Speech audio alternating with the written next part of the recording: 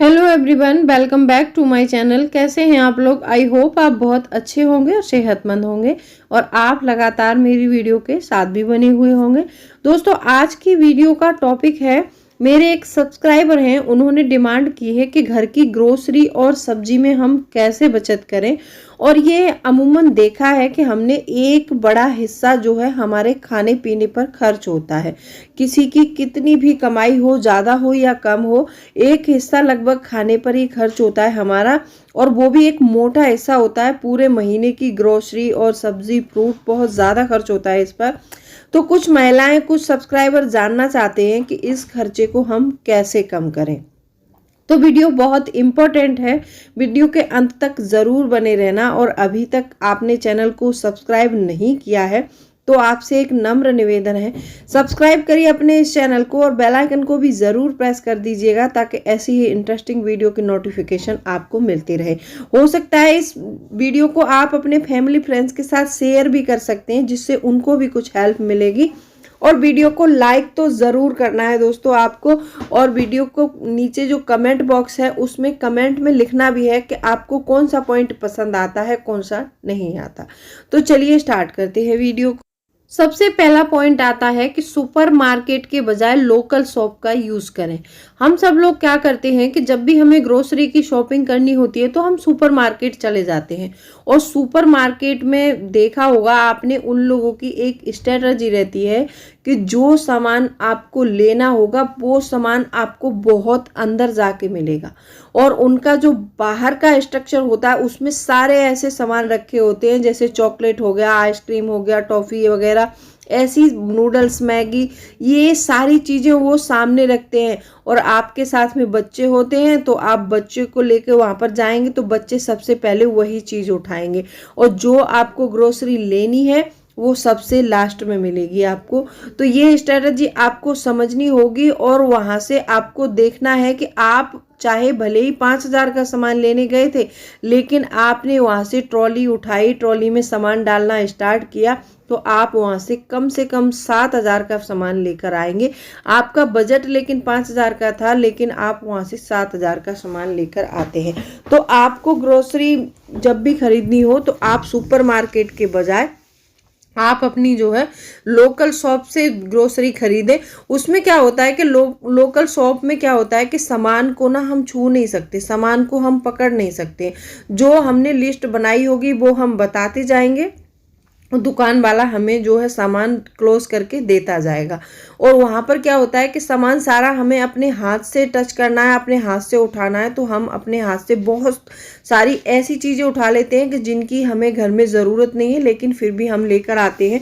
और आपने देखा होगा मॉल्स में या फिर सुपरमार्केट में जाके 1,000-2,000 रुपये का खर्चा ज़्यादा ही होता है। आप चाहे तो ऑनलाइन भी ग्रोसरी मंगा सकते हैं, ऑनलाइन भी बहुत सारे ऑफर मिलते हैं, ऑफर में आप चीज़ें खरीद सकते हैं। तो ऑनलाइन भी ग्रोसरी मंगा सकते हैं या फिर आप अपनी लोकल शॉप का यूज़ करके जो अपनी ग्रोसरी खरीद सकते हैं। दूसरा पॉइंट आता है कि अपने भोजन की योजना बनाएं। देखो, योजना बनाने से ऐसा होता है कि जैसे हर दिन हमें एक नया खाना भी मिलता है और उस चीज़ से हमें पता भी चलता है कि हमारे घर में कौन सी सब्जियां चाहिए और कौन सा आटा चाहिए, बेसन चाहिए, सूजी चाहिए, क्या चाहिए, ये सारी चीज़ें हम पहले से तय कर लेते हैं। तो हमें लिस्ट बनाने में और सामान खरीदने में कोई दिक्कत नहीं होती है। हम जाके मार्केट से फटाफट खरीद सकते हैं और सब्जियों की शॉपिंग भी हम साथ में कर सकते हैं। तो ऐसे करके भी पैसा बचाया जा सकता है। तीसरा पॉइंट आता है कि भंडारण नियमों का पालन जरूर करें।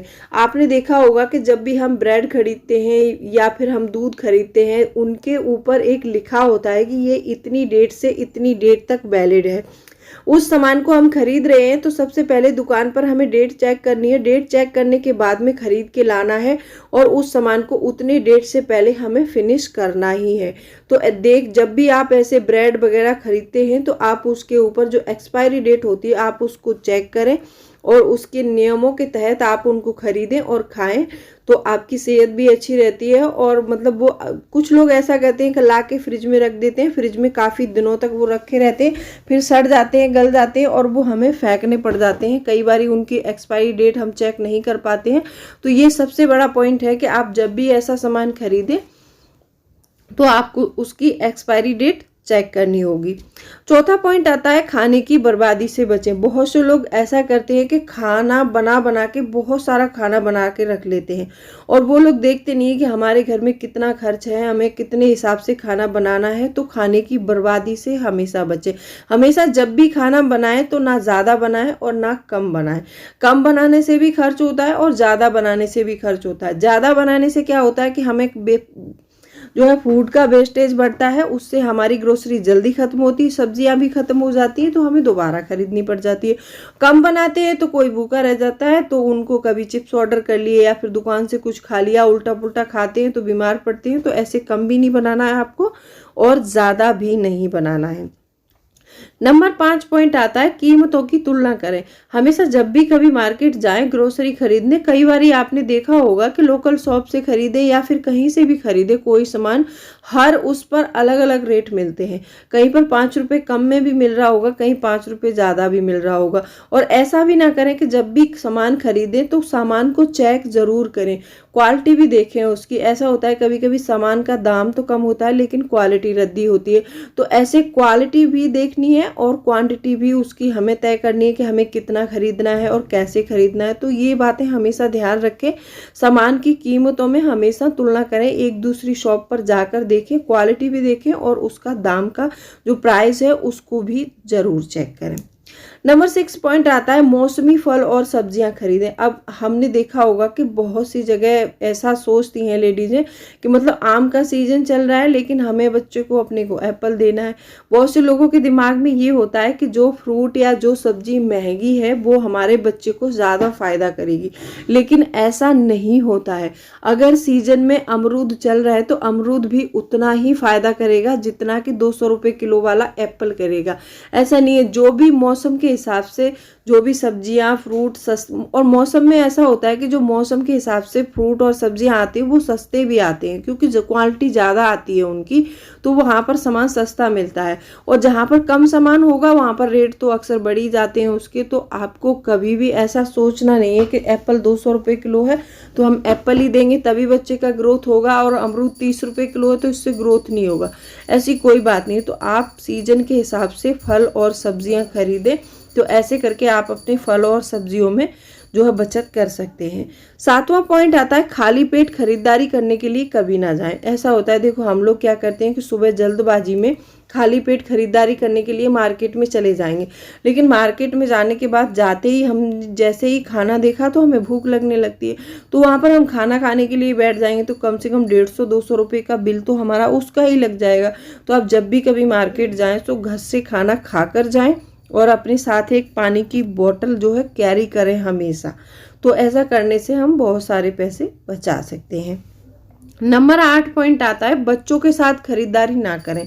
जैसा कि मैंने आपको पहले बताया कि जब भी हम बच्चों को साथ में लेके जाते हैं तो कोई टॉय दिख गया, वहाँ पर जैसे ही बच्चे जिद करने लग जाते हैं तो फिर मार्केट में बहुत सारे लोग होते हैं तो हमें शर्म आना पड़ता है उनके सामने कि बच्चा हमारा टॉय के लिए जिद कर रहा है लेकिन हम दिलवा नहीं रहे हैं। तो जो बाहर वाले देखते हैं वो हमें कंजूस बताने लगते हैं। तो ऐसा भी होता है। तो कभी भी आप मार्केट जाएं बच्चों को घर पर छोड़ कर जाएं, किसी को बताकर जाएं, अपने बच्चों की सेफ्टी और सुरक्षा से घर में बच्चों को छोड़ें। तो मैंने पहले भी एक पॉइंट और बताया इसी में कि जब भी हम सुपरमार्केट वगैरह में अगर बच्चों के साथ होते हैं तो मैंने बताया ना आपको कि जो ज़रूरी सामान होगा सुपरमार्केट में वो हमेशा अंदर मिलेगा। आपको दाल चावल आटा जो भी खरीदना है वो लास्ट में मिलेगा। सबसे पहले बच्चों के आइटम दिख जाएंगे वहाँ पर, चॉकलेट्स चिप्स केक्स वगैरह ये सारी चीज़ें दिख जाएंगी। तो वहाँ पर से आप बच्चे उनको उठाने लगते हैं। तो वहाँ पर जब बच्चे उठाने लगते हैं तो एक मोटा खर्चा ये भी हो जाता है हमारा। तो जब भी खरीदारी के लिए जाएं तो बच्चों को साथ में लेकर ना जाएं। नंबर 9 पॉइंट आता है खरीदारी की सूची बनाएं। ये तो देखो मैंने सबसे पहले कई बार आपको बताया है कि जब भी घर से बाहर निकलना है किसी भी खरीदारी के लिए तो आपको एक बजट ज़रूर बनाना है और आपको एक लिस्ट ज़रूर बनानी है। तो लिस्ट बनाने का ये फ़ायदा होता है कि लिस्ट के अकॉर्डिंग आप अपना सामान जो है खरीद सकते हैं और टाइम की बचत कर सकते हैं। टाइम की बचत हो जाती है तो वो टाइम आप कहीं और यूटिलाइज कर सकते हैं। तो आप हमेशा जब भी मार्केट जाएं तो हमेशा जो है लिस्ट बनाकर लेकर जाएं। 10वां पॉइंट आता है जब भी आपकी खरीदारी सारी हो जाए तो अपने बिल को क्रॉस चेक ज़रूर करें। बहुत से लोग ऐसे होते हैं कि जैसे सुपरमार्केट में या फिर किसी शॉप पर उन्होंने बिल बना के दे दिया और उन्होंने बस पैसे पे कर दिए और बिल को लेके वो घर आ गए। अब घर आने के बाद में पता चलता है कि इसमें ये सामान तो है नहीं, लेकिन ये सामान भी लगा है। कभी कभी ऐसा होता है, एक बार मेरे साथ हुआ था कि बिल एक्सचेंज हो गए थे। किसी का बिल था 900 रुपये का और मेरा बिल सिर्फ कम से कम 300 या 350 का था।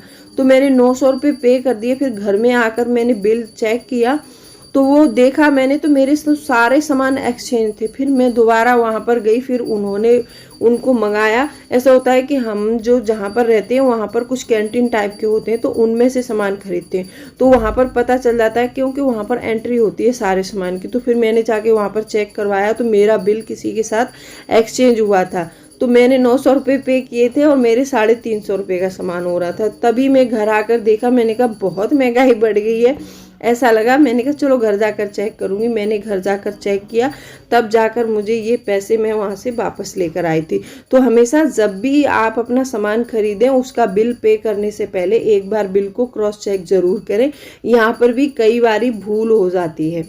तो आपको जब भी सामान खरीदना है तो अपने बिल वगैरह पहले चेक कर लें। और सामान की मैंने बताया है आपको कि कीमतों में हमेशा फ़र्क मिलता है, तो आप कीमतें भी जाकर चेक करें। ऐसे करके आप अपनी ग्रोसरी और सब्ज़ी फ्रूट में पैसा बचा सकते हैं। और भी बहुत सारे तरीके हैं। फिर वीडियो ज़्यादा लंबी हो जाएगी तो मैं इस वीडियो को 2 पार्ट्स में डिवाइड कर दूँगी, ठीक है। तो कैसी लगी वीडियो कमेंट करके ज़रूर बताना, और वीडियो अच्छी लगी हो तो वीडियो को लाइक शेयर ज़रूर कर दिया करो। तो चलिए मिलती हूँ अगली वीडियो में, तब तक के लिए bye bye, thanks for watching. और भी कोई क्वेरी है तो आप मुझे कमेंट सेक्शन में लिख सकते हैं।